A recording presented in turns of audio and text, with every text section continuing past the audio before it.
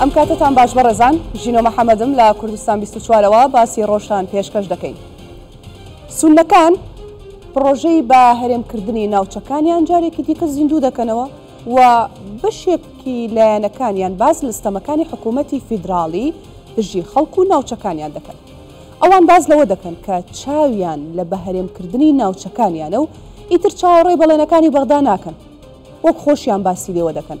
پرۆژەی هەرێمی عەرەبی سونە پرۆژەیەکی گشتگیرە و چیتر جێگرەوەی دیکەیان جگە لە بەهەرێمکردنی ناوچەکان هیچی دیکەیان ناوێ، چونکە ناوچەکانیان وێرانە و بە قسەی خۆیان کە باسی دەکەن دەڵێن داگیر کراوە. ئەمێ ئەوەش بڵێم کە ئەمڕۆ لە بەرزترین ئاستی دەسەڵاتی دادوەریەوە زەنگی دژە فیدراڵیەت لە عێراق لێدرا. چۆن؟ فایق زێدان سەرۆکی ئەنجومەنی باڵای دادوەری عێراق دروستکردنی هەرێمێکی دیکە لە عێراق بە هەڕەشە لەسەر یەکپارچەی وڵات ناوەبە. دەڵێ ئێمە بە هەموو شێوەیەک ڕەتی دەکەینەوە بۆ گفتوگۆکردنی زیاتری ئەم پرسە. لە ستۆدیۆ میوانداری بەڕێز سایر بەیاتی ئەمینداری بەرەی خەڵاسی عێراقیمان کردووە بە سوپاسەوە کە ئامادەیە، هەروەها لە بەغدا بەڕێز خەزعەلی ئەندامی ڕەوتی حیکمەمان لەگەڵ دەبێت. سوپاس بۆ میوانەکانم بە خێراتندان دەکەم دووبارە، زۆر سوپاس بۆی کە ئامادەن لەگەڵمان. بەڕێز سایر لە بەڕێستانەوە دەست پێ دەکەین.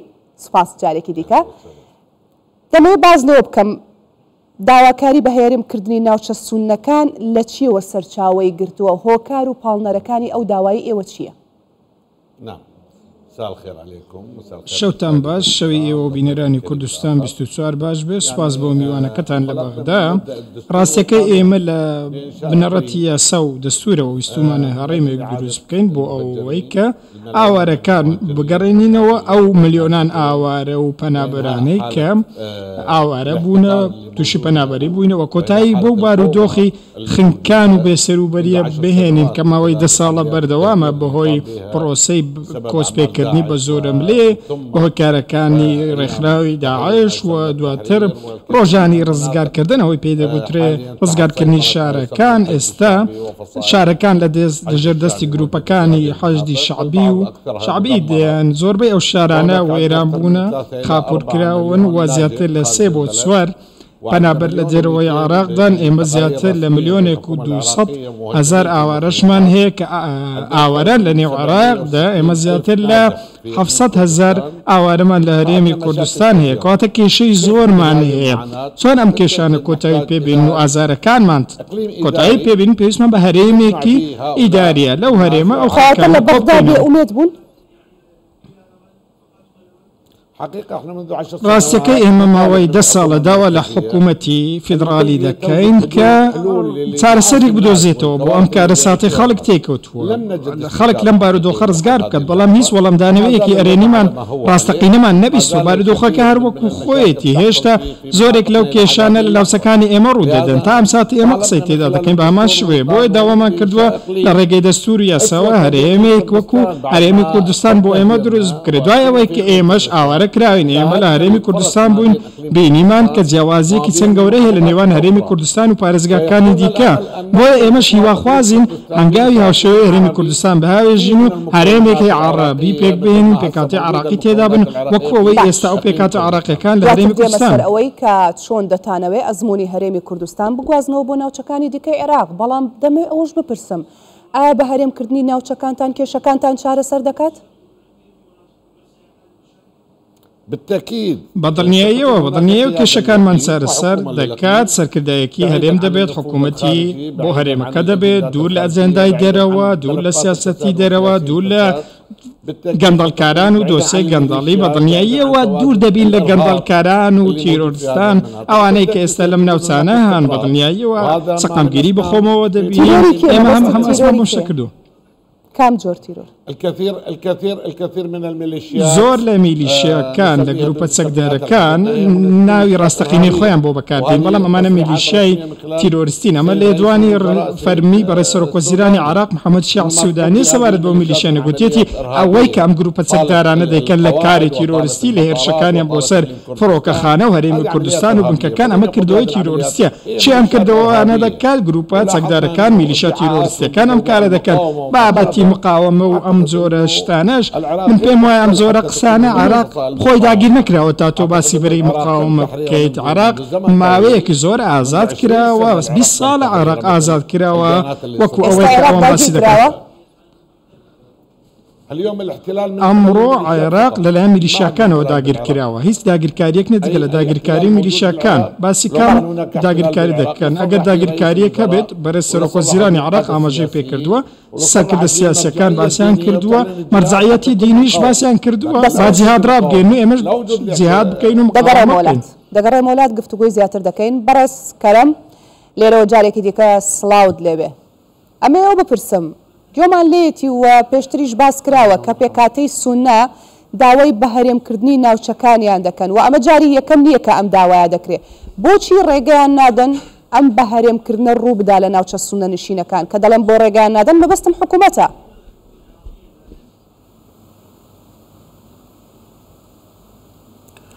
بسم الله الرحمن الرحيم. بەناوی خۆی بەخشندەی میهرەبان، زۆر سوپاس بۆ ئێوە و میوانەکەشتان و کوردستان 24. ابتداء يعني لا سرتاد بە گوێری دەستوری عێراقی و ئەوەی لە دەستوردا هاتووە فیدرالیەت بە شکل لە دەستور، بەڵام بە مەرجێک بۆ مەرزانی بۆ دانراوە بۆ ڕێژێنانەی دیاری کراوە. ئەو قسانەی کە ئێستا بەڕێز میوان باسی دەکات ئەمە بۆ هەموو سونەکان ڕاست نییە، هەموو سونەکانیش بەم شێوێ و بەم نەفەسە قسە ناکەن، بەڵام با ئێمە لەگەڵ قسەکانی ئەو بڕۆین. ئەو باس لەوە دەکات دەڵێت گوایە هەرێمی عەرەبی سونی دروست دەکەین. باشە ئایا پارێزگاکانی باشوور و ناوەڕاستووی عێراق کە پێکاتەی سونەی لێیە ئایا ئەوانە چیان بەسەردێت لەو پارێزگایانە دەمێنەوە یان دێن بۆ ئەو هەرێمە ئامازگەلەوەی بەڕێزکەرم بەس ڕاش داوای کرد بۆ خۆتان دەزانن کە زۆرینەی شیعەیە لە ماوەکانی ڕابردوودا داوای ئەم بەهەرێمکردنیان کردووە.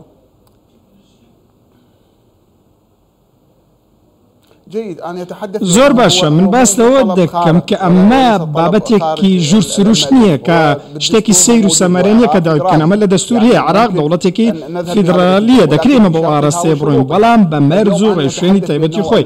من لێرەدا باس لەوە دەکەم کە ئەو هەوڵاتیانەی لە باشوور و ناوەڕاستی عێراقن ئایا ئەوانە عەرەب نین؟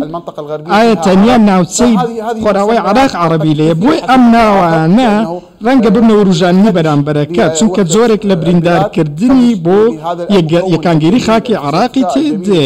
ئەم جوانەی کە پێی دەوترێ عێراق کە شیعی سونی و کورد و تورکمانی تێدێ، ئەمە سروشتی عێراقە. ئێمە لە پەروەرە بووین و گەورە بووین. کاتێک باسی شتێکی دیکە دەکەین من دەمەوێت بە واقعیتر قسە بکەین. عێراق دەوڵەتێکی فیدرالیە خۆش ئاماژەت پێکرد کەواتە دروستکردن یاخود زیادکردنێکی هەرێمێکی دیکە لە عێراقدا ئایا ئەمە لاوازیە بۆ عێراق؟ هسه مو أنا قلت بأنه بشرط ئێستا من وەکو گوتم ئاماژەشم پێ کرد بە مەرجەکانی خۆی بە ڕێژێنەکانی خۆن. من نکۆڵی لەم بابەتە ناکەم لە نێو دەستوری عێراقی. ئەمە شتێکە لە دەستوردا هەیە، ئەو کەسەی نکۆڵی دەکات نکۆڵ لە دەستور دەکات. من ئەم قسەیەم نەکردووە نکۆڵیش لە دەستور ناکەم. ناڵێم عێراقێکی فیدرالی نییە و ئەم شتە لە دەستور جێگیر نەکراوە، میکانیزمێکی دیاریکراوی بۆ نییە. بەڵام مەرجەکان چین، ڕێژێنەکان چین. ئەمڕۆ پارێزگاکانی ئێمە پارێزگاکانی خۆراوای عێراق ژیانێکی سەقامگیریان هەیە، سەقامگیری لێوەچانە هەیە، ئاسایش هەیە. هۆکارەکەی کێن هۆکاری ئەم بابەتە تێکەڵبوونی خوێنی باشوور و ناوەڕاستی عێراق لەگەڵ ئەو ناوچانە و ناوچانەمان ئازاد کراوە لە دەستی داعش دەرهێنراون. کاتێک کەسێکی دیکە دێ دەڵێت میلیشیاکان دەستیان بەسەر ئەو ناوچەیەدا گرتووە، میلیشیاکان چین بابزانن. ئەگەر تۆ باسی حەشدی شەعبی دەکەیت ئەوە حەشدی شەعبی لەژێر فەرمانی فەرماندەی گەشتی هێزە سەکدارەکانی عێراقدایە و بەشێکە لە دامەزراوەی ئەمنی عێراقی میلیشیایەکی لە یاسا دەرچوونیە تا تۆ بەم شێوەیە باسی بکەیت و بە فەرمانی سوودانی کار دەکەن ئەم میلیشیانە و ئەوەی کە تۆ پێی دەڵێ میلیشە. بۆیە ئێمە دەمانەوێت هەموو شتەکان هەموو کەلەبەرەکان پڕ بکەینەوە و وڵەکانی تەوتەمان لە یەکتری نزیک بکەینەوە. بەم جۆرە گوتارە بەرامبەرەکە دەوروژێنێت ئەمە قەیرانەکە قوڵتر دەکاتەوە. ئێمە ئەمڕۆ دەڵێ ناوچە سونە نشینەکان لەلایەن گروپە چەکدارەکانەوە و میلیشیاکانەوە تەنانەت ئەمانە وێران کراون و مەترسیشیان لەسەر و داگیر کراون. بۆ ئەوان دەڵێکی ئەوان بۆیە داوای ئەم بەهەرێمکردنە دەکەن وەکو جۆرێک لە فریاد ڕزدەیانەوەی ڕزگاریان بێت. لەکوێ داگیر کراوە؟ لەکوێ داگیر کراوە؟ خەڵکی مەبەستی گروپە میلیشیاکان لە ناوچەکانیان خەڵکی خۆراوای ئەو ناوچانە خەڵکی خۆراوای عێراق شاری خۆیان بڕێوە دەبن ئەنجومەنی پارێزگا لەوانە پارێزگار لەوانە سەرۆکی ئەنجومەن لەوانە فەرمانبەرانی ئەو ناوچەیە لەوانن کەواتە چێ داگیری کردو چۆن داگیر کراون من ئەمڕۆ لە هەموو پارێزگاکانی خۆراوای عێراق تەنانەت لە مووسڵ لە پارێزگاکان دیکە کەرکوک من دەبینم سەقامگیریەکی سیاسی لەو ناوچانەدا هەیە ئەو سەقامگیریە سیاسیە بۆتە هۆکاری ئەوەی سەقامگیری ئەمنی پێ ببەخشێکە لە ناوچانەدا بەرقەرارە و ئێمە زۆر بەڕوونی ئەم شتە دەبینین ئەمەوام لێ دەکاتەوە پاڵم پێوە دەنێت بەرەو ئابوووریەکی باشتر بچین بگەینە شۆڕشی خزمەتکردنی ناوچەکان و خەڵکی ئەو ناوچانە بەڵام من بێم واز لەم شتانە بێنم واز لەم شتە گرانگانە بێنم و بابەتی لاوەکی بێنم باسی بکەم و بیکەمە تەوەری سەرەکی خۆم ئەمە پێچەوانەی ئەو سەقامگیریە کە لەو ناوچانەیە ئەم ناوچانە ئێستا بژانەوە بخۆیەوە دەبینن بژانەوەی سیاسی پێکەوە ژیان بخۆیانەوە دەبین هەموو ئەم پارێزگانە من دەمەوێت ئەم قسەیان تەواو بکەم هەموو ئەم پارێزگایانە لە ناوە خۆیان سەقامگیرن کێشەیان نییە لەگەڵ یەکتری دەژین بەڵام خەڵکانێکان دەیانەوێت بچێتە نێو ئەو پارێزگایانە ئەمانە خەڵکی دەرەکین و دەیانوێت بارودۆخەکە تێک بدە ئێمە دەمانەوێت ئەمە ببڕین و کۆتایی بەم بابەتە بێنین بە ئەم ناوچانە بۆ خۆیان ژیانی خۆیان بژین و خۆیان بارودۆخی خۆیان بەڕێوە داهاتوینەوەکانیان دیاری بکەن با ئێمە دوور بکەوینەوە لەم زۆرە گوتار و دەستەواژە وشانە زۆر باشە بەڕێزکەرم گفتوگوی زیاترم دەبێت لەگەڵت بەڕێسایی بەتاواتی گوێت لە قسەکان بوو پێکاتەی سونە کێشەی نییە و ئەمە داواکاری هەموو سونەکان نییە بۆ بەهەرێمکردنی ناوچەکانیان بەشێکی کەمن داوای بەهەرێمکردن دەکەن و ئێوە بەشدارن لە حکوومەت لە پەرلەمان دەسەڵاتان هەیە کەواتە بۆتانەوێ ئارامی ئەو ناوچەیە تێک بدەن و بۆ خۆتان جیاکەنەوە ئێوە چ بەرژەوەندێکتان هەیە لەو داوایە لە سەرەتادا من سوپاسی میوانەکەت دەکەم بۆ ئەو پێشنیازەی کە گوتوێتی کە هەرێم بەشێکە لە دەستور و ئەمە شتێکی سەیر و سەمەرەنیە و لە دەرەوە هێنرابێت ئەمە شتێکی جوانە بەڕاستی من سوپاسی دەکەم بۆ ئەم قسەیە ئێمە داوامان کردووە ئەو هەرێمە هەر بە گوێرەی دەستور پێک بێت یەکەم کەسیش کە داوای کردووە بەسرە بووە کە وتوێتی ئێمە هەرەیەکمان دەوێت لە ساڵی 2021 سەلاحەددین لە ساڵی 2022 دیالە بۆ ئێمەش مامەشەوە هەرێمێکمان دەوێت بەڵام ئەگەر تۆ بڵێ بارودۆخ سەقامگیرە و ئاسایشەیە نەمان دەزانی کە ملیۆنێک و 200,000 ئاوارە لە نێو عێراقدا هەر نەمان دەزانی کە نزیکەی 2 ملیۆن کەسی دیکە لە دەرەوەی عێراق ناوچەکان داگیر کراون دەشزانین چێ داگیری کردوون ئێمە با لە سیاسەکان بپرسین بێسەر و شوێنان و ڕفێنراوان لە شوێن ئەوانەی لە ماوەی ڕابردوو لە ساڵی 2015 و 16 لە ناوچەکانی ئێمە ئەو خەڵکی ڕفێنراوە لە شوێن بەڕێز ئەیاد عەلاوی ئەو کاتە هاتوو بە ئێمەی گوت پێشنیازی ئەوەی کرد بۆ کارەکەی ڕژێمی ئێرانەوە ناوچە جۆرە سەخر و ناوچەکانی دیکە گوتی هەمویان بۆ ئێران دەگەڕنەوە لەژێر دەستی ئەوان دەنەمە لە دوانەکانی حەیدەر عەبادی و مستەفا کازمی و ئەیاد عەلاوین ئەمە قسەی ئێمە نین قسەی سوننەکان نین ئەمە قسەی بەرپرسانی عێراقە ئێوە بە پاڵپشتی کێ داوای بەهەرێمکردنی ناوچەکانتان دەکەن بە پاڵپشتی نێوخۆیی یاخود دەرەوە داواکاریەکەی جەماوەریە داواکاری جەماوەری ئەو پارێزگانەیە بە پێکاتەی بەڵام بەڕێزکەرم وتیەوە داواکاری هەموو سوننەکان نییە ئەوەی دێڵێت با بڵێت ئەو بە ئارەزوی خۆیەتی بەڵام ئێمە خەڵکی خۆمان باشتر دەزانین باشتر دەزانین چیان دەوێت ڕاپرسیەکتان کردووە بۆ ئەوەی کە بزانن هەموو خەڵکی ناوچە سوننەکان داوای بەهەرێمکردنەکەن ئێمە هیچ کێشەیەکمان لەم بابەتە نییە پێشتر سەرژمێریمان کردووە ڕاپرسیمان کردووە هەموو خەڵک داوای ئەوەی کردو کە هەرێمێک دروست بکەین هیواخوازین ئەم هەرێمە دروست بکرێت بۆ ئەوەی ماوەتەوە ڕزگاری بکەین ئەوەی ماوەتەوە بتوانین بەیەکەوە قورتاری بکەین و عێراق جارێکی دیکە هەڵبستێتەوە و وەکو ئەوەی ئەو بەڕێزەش ئاماژەی پێکرد کە گوتی ناوی هەرێمی عەرەبی کێشەی لەسرە ئێمە سونیەکەی هەر لێ دەکەینەوە سکە ئێمە باسی سونە هەر ناکەین ئێمە دەڵێن هەرێمی عەرەبی تۆ پێ بڵێ هەرێمی عەرەبی پێویست ناکە لەسەر ئەو بابەتە ناکۆک بین هەرێمی عەرەبی فورات هەرێمی عەرەبی باشوور ناونان کێشەیەکی گەورە نییە پێکاتەی سونە لەلایەن حکوومەتی فیدراڵی عێراقەوە تەحمیش کراوە پێکاتەی سونە ماوەی 20 ساڵە بە ئامانج دەکرێت بە هەموو یاسا ئەو یاسانی کاریان پێ دەکرێت بە ئەو یاسانی دەرکراون ئەوان پێیان وایە کە ڕژێمی ڕابردوو سنی بووە ئەمە شتێکی هەڵەیە چونکە ڕژێمی ڕابردوو سنی نییە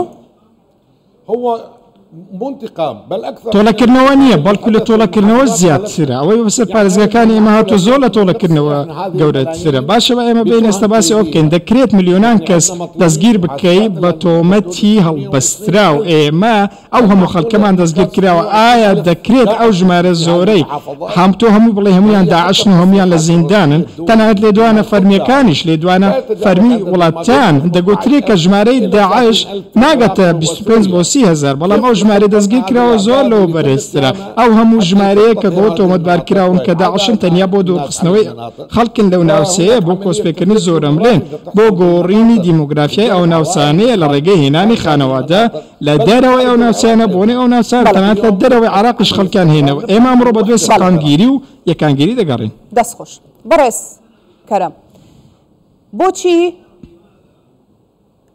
نابێت لە دەوڵەتی فیدراڵی عێراق هەرێمی دیکە زیاد بکرێت بۆ خۆتان دەزانن کە دەوڵەتی فیدراڵی هەیە و زیاتر لە چەند هەرێمێکە و هیچ کێشەیەکیشی نییە عێراق بۆ ناوێت هەرێمەکانی زیاد بکە ینی پرسیارەکە ئەوەیە بۆچی دەبێت زیادکردنی هەرێمەکان مەترسی بێ لەسەر فیدراڵێتی عێراق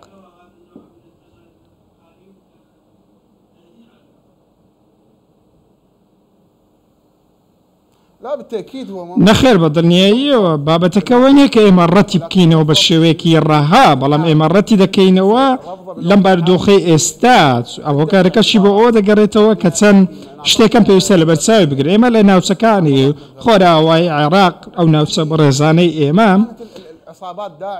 گروپە چەکدارەکان و ڕێکخراوی داعش شتێکی خراپیان بەم ناوچانە کردووە داعش بۆ هۆکاری مردن و کۆسپێکردنی زۆرم لێ و خەڵکێکی زۆر هەرچی ویستی بەو ناوچەی کردی هیچ شتێک نماوە نەیکە ئێستا کە هێز ئەمنیەکان دێن ئەم ناوچەیانە دەپارێزن و پارێزبندی بۆ ناوچەکان دابین دەکەن خەڵک دەپارێزن خاکەکە ئازاد دەکەن خاکەکە بۆ خەڵکی خۆی دەگەڕێنەوە ئەمە پێی دەگوترێت ڕێکخراوی تیرۆریستی چۆن دەبێت تۆ بەمانە بڵێ ڕێکخراوی تیرۆریستی بەڵام ئەو تیرۆریستی خەڵکی کشتووە خەڵکی عێراقی کشتووە کەسێکی بێتەوانە ئەمە هیچ منطقێک لەم قسەیەدا نییە ئەوەی کە بەڕێز میوانی باسی کرد سەبارەت بە بێسەر و شوێن و ڕفێنراوان بەڕێزم چەندین ناو بڵاو کراوەتەوە بە لیست کە گوترێت ئەمانە وا گوتراوە کە ڕفێنراون بێسەر و شوێن بوون بەڵام ئێستا لە دەرەوەی عێراق ژیان بەسەر دەبەر ژیانێکی خۆشیان هەیە بەتەواوی ئازادن ناویان هەیە دەتوانانی بچی سەیریان بکەیت ناوەکانیشان تۆمار کراوە ئەم قسەیە پێویستی بەوێ ورد بی تۆ کاتێک دێیت قسە دەکەیت و باسی بێسەر و شوێنان دەکەیت تۆ پێویستیە بە ناو جەستێ من باسی ئەوە ناکەم کە لە خۆمەوە قسە بکەم و هەرچێک بەزارما بێت بیڵێ من پێویستم بە زانیاری وردە پێویستە تۆ هەمومان بە هەمان شێوە قسە بکەین ئەمە ڕۆڵەی ئەم نیشتیمانن پێویستە حکومەت ئەگەر شتێکی وا هەیە لێ پێچینەوە بکات ئەگەر دەست بەسەر کراوە ئایا تاوانیان کردووە ئایا شتێکیان لەسرە ئەگەر تاوانبارن با دادگایی بکرێن ئەگەر تاوانیان نییە بە ئاساد بکرێن کەواتە من نامەوێت ئەم بابەتە بابەتی لاوەکی وە خۆمان سەرقال بکەم دەوێت بە ناوەڕۆک سائیر با دوای وەڵاممان باتەوە بم بابەتیە لاوەکیانەوە عێراق سەرقال مەکەن دوای وەڵامی ئەو پرسیارەمان بەرەوە بەڵام با جارێ بپرسم لە بەڕێزکەرەم پێکاتەی سونە لە عێراقدا لە داهاتوی خۆیان دڵنیانین دەیانەوێت لە چوارچێوەی هەرێمێکدا پارێزراو بن ئێکەواتە عێراقیش عێراقی فیدراڵی و دەستوریە بۆ ڕێگەیان پێنادەن بۆ ڕێگریەکەن کێشەکە لەکوادایە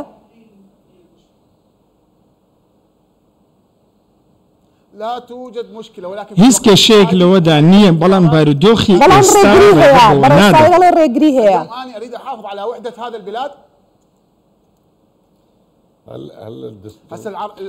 ئێستا عراقیەکەن بەڕێز من باسی ئەوە دەکەم کە بابەتەکە بابەتێکی دەستوریە دەستور دەڵێ عراق فیدرالیە تەواو ئێمە هیچ کێشەیەکمان نییە هەرێم دروست دەکرێت با دروست دەکرێت بەڵام بە مەرج و ڕێوشێنی خۆی من نکۆڵیم لە بابەتی هەرێم لە چوارچێوەی عراقی فیدرال نەکردووە نەمگوتووە کە نابێت هەرێم دروست بکرێت لە نێو عراقدا بەرام لەم بارودۆخی ئێستا ئێمە نابێت پێویستە مەرز هەبێت ڕێوشێن هەبێت بۆم بابەتە تەنانەت ڕۆژوبیێتی بەڕێزکەرەم على قول تهنى يقول الحكي ذوق مو شبع سولف لك كلمتين من نعم ئەم بارودۆخەی ئێستای عێراق چێتی کە گونجاو نییە بۆی هەرێمێکی دیکە زیاد بێ لە عێراق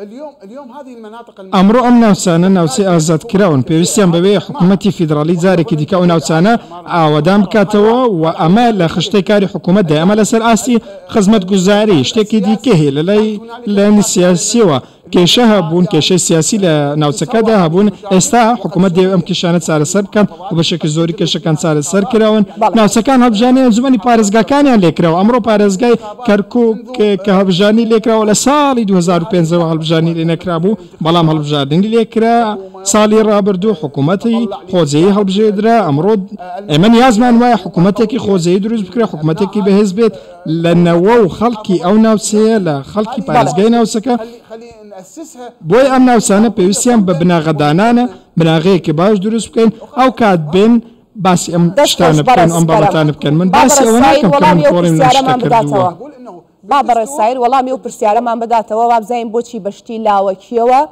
عێراق سەرقاڵ دەکەن داوای بەهرێمکردنەکەن لەم کاتەدا کە ئەوە تاڵی هەڵبژاردننی ئەنجومەنی پارێزگاکان کراوە بەڕێزکەرم ینی ئەیانەوە پێویستیان بە ئارامی و بە بنیادنانی بناغەیەک بۆ ئەوەی کە سەقامگیری زیاتر ڕووبدا لە ناوچەکاندا ینی ئەمە کە ئێوە یکەن بە شێوێک لە شێوەکان بیانووە یاخود دەتوانم بپرسم ئایا دروستکردنی هەرێمێکی سونە ناسەقامگیریە؟ يعني احنا تعودنا على تصريح ئێمە هەمیشە ڕاهەتوین بەم جۆرە لێو دوانانە هەمیشە سیاسەکانی بەغدا بەم شێوازە دووفاقیە قسە دەکەن و هەمیشە پێودانگەکان دەگۆڕن جارێک دێن دەڵێن بارودۆ قسە قامگیرە و ئاسایشێ وڵات دەستی بەسەر هەموو شتێکدا گرتووە خەڵک گەڕەوەتە ناوچەکانی خۆیان زۆر سوپاس بۆ خوددا بەم شێوەیە قسە دەکەن دواتریش دەڵێن نەخێر نابێ هەرێم دروست بکەیت چکە کاتی نییە ئایا لە دەستوری عراقی شتێک هەیە بە ناوی کات بۆ ئەوەی تۆ هەرێم دروست بکەیت تەنانەت ئەم بابەتەی ئێمە سەسام کردووە ئێمە ئەبلەق ماوین لەوەی کە هەندێک لایەن لێدوانیانداوە لە تۆڕە کۆمەڵایەتیەکان بەوەی کە کاتەکە گونجاونێ بۆ ئێمە پێمان وانییە کە ئەم زۆرە لێدوانانەی کە باس کراوە لە تۆڕە کۆمەڵایەتیەکان لەسەر زاری بەڕێز فایق زێدان ئەم هەموو شێوەیەک ڕەتی کردەوە ئێمە قبولی ناکەین ما هو احنا اليوم ئێمە ئەمڕۆ سەرمان سوورماوە ئەگەر ئەم قسەی بەڕاستی قسەی ئەو بێت ئێمە نەمان بینیوە کە لە پەڕەی فەرمی ئەنجومەنی باڵای دادوەری ئەم قسەیە کرا بێت ئەوان گواستی بێتیانەوە ئێمە لە تۆڕە کۆمەڵایەتیەکانەوە بیستومانە ئەگەر تەنانەت ئەم قسەیشی کرد بێ گریمانەی ئەوە بکەین ئەم قسەی کردو وەڵام ئێمە پێمان وایە کە بەڕێز دکتۆر فایق زێدان کە پسپۆڕی دەستوری عێراقە ناکرێ هەڵەیەکی وا ئەنجام بدات و سەرپێچی دەستور بکات بەم لێدوانە ئێمە پێمان وایە ئەگەر ئەوەی ئەو گوتیەتی ڕاست بێت و ئەم قسەی کردبێ هەڵەیەکی زۆر گەورەی کردووە و بەڕێز دکتۆر فایق زێدان پێچەوانەی دەستور جوڵاوەتەوە و سەرپێچی هەموو ئەوانەی کردووە کە پێشتر گوتوێتی و ئەمە شتێکی زۆر گرنگە دەبێ ئێمە لە فایق زێدانەوە ببیستین ئەم بابەتەمان بۆ ساغ بکاتەوە بە لێدوانێکی فەرمی سەبارەت بە هەرێمەکان ئایا هەرێمەکان زیانن بۆ یەکگرتووی خاکی عێراق چۆن؟ ئەزمموی هەرێمی کوردستان بۆتە پاڵنەرێک بۆ ئەوەی کە سونەکان پێکاتەی سونەکان لە عێراقدا داوای بە هەرێمکردنی ناوچەکانیان بکەن بەدڵنیاییەوە سیستەم یاخود عێراق لە دوای 2023ەوە کاتێک دامەزراوە و عێراق دەستور و یاسایان بۆ داناو بەستەمی فیدرالی سیستەمی حکومکردن ئەم سیستەمە ئەزمموی هەرێمی کوردستان ئەزممونێکی پێشەنگە بۆ ئێمە زۆر بە بەرزی لێ دەڕوانین بەو پێشکەوتنەی کە بەخۆیوە بینیوە لە هەمووشی گرنگتر ئەو یاسا و سەقامگیری و ئاسایشە لە هەرێمی کوردستان هەیە لە هەموو عێراق بوونی نییە شتێکی لەو زۆرە ئەمە وای کردووە ببێتە پاڵنەرێک بۆ ئێمە بۆی هەرێمێک دروست بکەین ئێمە خۆمان ئاوادانی دەکەینەوە کێشەمان وێران بۆ باوێران بێت بەڵام ئێمە پێویستمان بەوەیە کە لە هەرێمی کوردستان فێر بین چۆن واقعی خۆمان هەڵسێنینەوە فێر بین کە ئەوان چۆن یارمەتیمان بدەن بۆ یارمەتی خۆمان بدەین ئێمە لە کوردستان فێر بین چۆن دەوڵەت بەرێوە دەبردرێت چونکە پیاوانی کوردستان پیاوانی دەوڵەتن وەک ئەوانە نین کە لە بەغدا و ناوچەکانی دیکەی عێراقدا هەن ئێمە نەمان بینیوە پیاوی دەوڵەت لەو ناوچانە هابن خەڵکی مافیامان بینیوە خەڵکی میلیشاییمان بینیوە خەڵکی باندمان بینیوە ئەوەی کە بەرز حەیدەر عەبادی بۆ خۆی گوتی ئەو هاوبەشی ئەوانە لە پرۆسەی سیاسی گوتی ئەمانە باند و مافیان ئەمڕۆ پێویستمان بە چییە؟ پێویستمان بەوەی یاسای فیدرالی جێبەجێ بکرێت، پێویستمان بەوەیە کە سیستەمەکە سیستەمێکی فیدرالی ڕاستەقینە بێت بۆ ئەوەی دووشت زامن بکەین. یەکەمیان بۆ ئەوەی هیچ کەسێک خۆی بەسەر یاخود هیچ پارتێک بەتەنیا خۆی نەسەپێنێت و خۆی لامسەکەدا حکم بکات و پێکاتەیەکش خۆی بەسەر پێکاتەی دیکەدا نەسەپێنێت. ئەمە زامنکردنێکە بۆ هەموو لایەنەکان. کاتێک بەڕێز عەبدولعەزیز حەکیمیش کاتێک لەبارەی بابەتی هەرێمەکان نووسیان ئەمە ئاماژەم کەرەم دوا پرسیار کاتم زۆر نەماوە بە کورتی وەڵامم بەرەو سوپاس دەکەم. ئەگەر پێکاتەی سونەکان بە پێی دەستور و دۆخی ئێستای عێراق ئەم ناوچانەیان بە هەرێم کرد و هەنگاویان نە ئێوە ئامادەن پاڵپشتیان بکەن یاخود لانی کەم ڕێگر نەبن؟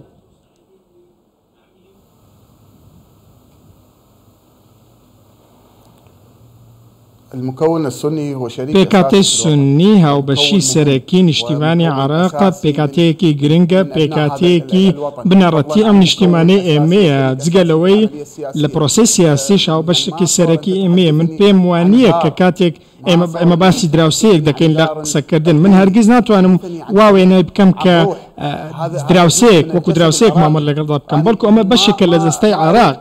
من هەرگیز نامەوێت شتێکی وا من نامەوێت هیچ بەشێکی جەستەی عێراقی لەدەست بدەم. ئەمە جگەلەوەی ئەم ناوچانە هەر هەموو ئەو ناوچانە پێویستیان بەوەیە وەکو پێشتر چۆن عێراق یەکگرتوو بوو بە هەمان شێوە بێت. ئێمە بە هەموو ئەوەی وایە وەلاوەی بنین و بەیەکەوە هەوڵ بۆ یەکگرتووی عێراق بدەین. ئەگەر شتێکی واش دەبێت با هەبێت، بەڵام با هەموو جێبەجێ بکەین، نەک باوەڕمان بە هەندێکی هەبێت و باوەڕمان بە هەندێکیشی نەبێت. با بەواقعەت قسە بکەین. ئەم ناوچانە ئاسایشیان لە ئێستا سەقامگیرن، هەموو شتێکیان بۆ گەڕاوەتەوە. بەڕێز کەرەم خەس عەلی ئەندامی ڕەوتی حکمە گەلێک سوپاس دەکەم. بەڕێز سایر دوا پرسیار بە کورتی وەڵامە بەرەوە. نەخشە ڕێگای هەرێمەکەتان چۆن دەبێت لە داهاتووە؟ چەند پارێزگا لە خۆ دەگرێت؟ هیچ شتێکی واتان داناوە؟ يعني نعتقد انه اقليمنا احنا ئێمە پێمان وایە کە ئەو هەرێمەی ئێمە بڕیاری لەسەر درەوە کە 4 پارێزگا بێت، ئەنبار، سەلاحەدین، مووسڵ و دیالە. هەرێمەکەیمە لەم پارێزگانە پێک دێت و پێم وایە هەرێمی دیکەش دروست دەبێت جگە لەم هەرێمی ئێمە. بەڵام کێ هەرێمەکانی دیکە سەرکردایەتی دەکات؟ ئایا بەڕێز موقتەدا سەدر ڕێبەری دەکات یاخود بەڕێز عەمار حەکیم سەرکردایەتیان دەکات؟ من پێم وایە ئەم شتە دوور نییە و ئەم شتە پێشنیاز دەکرێت. ئەمە شتێکی گرنگە بۆ هەموو لایەنە عێراقیەکان و من وەکو ئامۆژگاری لە کەسێکی بەرامبەر ئێمە پێمان وایە ئێمە ڕکابەرین لە نێوان یەکتریدا وەکو ئامۆژگاری لە ڕکابەرێکەوە ناکۆکیەکان چەند لە نێوماڵی شیعی بۆ پێکاتەکانی دیکەم مەگوازنەوە. کێشەکانی خۆتان مەملانەکانی خۆتان لە نێو خۆتان چارەسەر بکەن و نەیبەن بۆ لای پێکاتەکانی دیکە و ماسی پێکاتەکانی دیکە و ناوچەی پێکاتەکان دیکە. هەیوامان وایە هەموو لایەک سەقامگیر و ئاسایشیان هەبێت و لایەنی کارتێکەری نێودەوڵەتی بەمە نیگەران بووە و بەمە پەس بووە کە ئەوەی ڕوو دەدات پێچەوانەی زۆر سپاس بۆ هەرێک لە بەڕێزان سایر بەیاتی سەرۆکی ئەنجومەنی هۆزە عەرەبەکان هەروەها ئەمینداری بەرەی خەڵاسی عێراقی گەلێک سوپاس دەکەم. بەڕێز کەرەم خەز عەلی ئەندامی ڕەوتی حکمەکە لە بەغداوە ڕاستە و خۆ لەگەڵمان بوون. گەلێک سوپاس. باسی ڕۆژ کۆتایی هات، ئێوە شەرشاد بن.